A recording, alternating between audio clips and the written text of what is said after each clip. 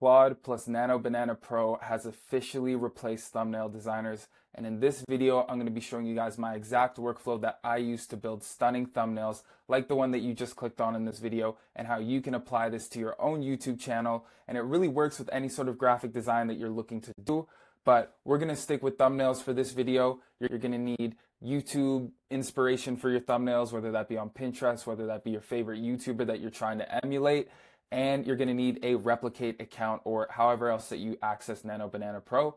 I prefer Replicate. It's good because it charges you based on the cost of what you use, and it bills you at the end of the month, end of the billing cycle, so you don't have to pay and constantly load credits. They'll just send you an invoice and you'll have to pay it. And I've generated many beautiful thumbnails over here, and this is all just from prompting and maybe a few reference images, but this is the workflow that I personally use on all of my videos. So to start us off, we're going to need to find some thumbnail inspiration. You can do that from either, going through YouTube or going on Pinterest. For the sake of this video, I'm just going to go on Pinterest. I've searched up thumbnail inspiration or thumbnail design, and I have saved a few images myself. This is the one that I saved and I think that we might want to do. So once you have those thumbnails in the folder, I think we're going to go for a thumbnail about how to make 10K per month as a student. We're going to find which one we feel like fits what we want to do the best. I think I'm going to go with this one. There are a few things that I want to tweak about it, but we're just going to go over to Claude next, and we're going to add that image in. So grabbing this and adding it to Claude, and what we're going to do is we're going to get Claude to give us a breakdown in very specific detail on how to create a thumbnail based on this. So I'm going to say, hey, I'm creating a thumbnail for making 10K per month as a student. I like this thumbnail as inspiration. Please use this style to generate a detailed prompts for Nano Banana that I can use. One note is that I'll be swapping out the face on there for my face. So for the person, refer to them as the individual in the photo. And this is just because we're going to be attaching my face as a reference image.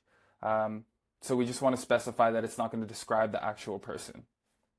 So we're just going to send that in. We're going to let it breathe a bit because it may take a few minutes just to generate this style of prompt after analyzing the photo. And then we're going to review the prompt and see if we need to make any tweaks for it. Now, Claude has come out with a very good and detailed prompt for us, but one thing that I really want to do is I want to make this a bit unique because it's not really right to directly copy people. It's best to add your own twist. So I just want to say, make the chart green, make the background a cool gradient color, preferably with blues. And that'll be it. That'll be the minimal one that we do. So we're just going to go through, create this prompt. It should be pretty quick over here. And then we're going to copy that over into Nano Banana. Perfect. So I like this. I like this prompt over here. We're going to go over to Google Chrome. And you're going to want to go to Replicate and sign up for an account. You can just search up Nano Banana when you are in there. And I think Nano Banana is the best model for generating thumbnails just because it's really like a Photoshop type, right? If you add a reference image, it's going to be really good at just placing that image in rather than feeling like you're actually regenerating the image of you from scratch or the reference image that you provided from scratch. So we've gone over here. I'm going to minimize my face really quick, but what we want to do is we want to actually make the aspect ratio 16:9. We're going to add the prompt, and what I'm going to do is I did a few test photos just on Photo Booth, so we're just going to add one of these funny photos to it. I'm not sure which one's going to work the best. I think we'll just use this one because it's pretty neutral over here. I'm just going to drag that to my desktop, come over here, and then let's see, I don't want to accidentally take us off the page. So we'll go like this and we will add my face. So this is all you need to create a good thumbnail. Obviously, you're going to want to tweak things and we may want to ask Claude to get more into detail, but for this first iteration, let's see what it comes out with. So you're just going to want to hit run and it should take about 30 seconds to create. So the output that we have is pretty interesting here. It's gone ahead and regenerated my face. I don't know how much that looks like me, but I think it's pretty good because I did add a quite shoddy reference image and we didn't specify too much about, how to maintain how I look and really specify that we need to maintain how the photo actually looks of me. Because if you're gonna get me to be dressed up or you in the video to be dressed up and change clothes and everything, it is gonna regenerate you partially. But I think that this is pretty good over here, right? We did something that is a bit more unique, a bit more different than the inspiration that we used, and that's what it's all about because you don't want to be directly copying people. Now, say you don't like this and you're just like, I don't really want to use my face too much. I would run back over to Claude and say, this is a great thumbnail, but I don't want to use my face.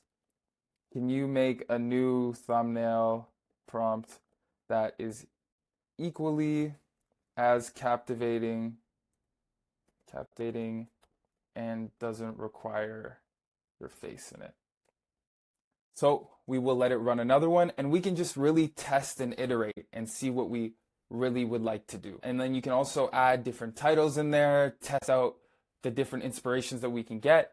So let's just copy this over here, make sure that it's done. Go over here, and these cost 15 cents each, so it's really good. I think it's really economical. I don't think that you'll need a thumbnail designer. What you're really going to need to do is get good at, and this is obviously a first run. If you really want to work with Claude and creating a beautiful description, you're going to have to take the time. You may have to ask it to be more specific in other aspects than it is now. You know, if it's not capturing something correctly. I find that the image scanning and the image recognition that Claude uses is actually top notch. And if you look at my other tutorials, you'll see that we drop a lot of stuff to create reference images, style guides, websites. It's really, truly amazing at understanding the vibe of something. So I did forget to leave the reference image out, but I think that this is pretty cool.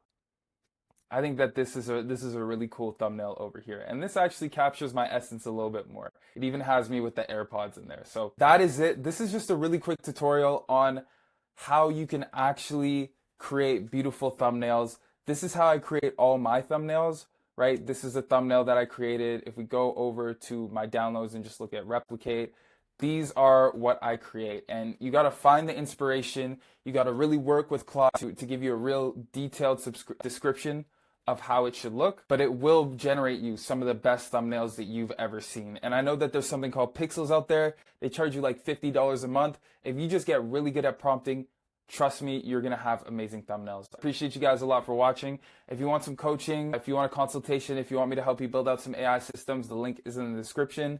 Thank you. Bye.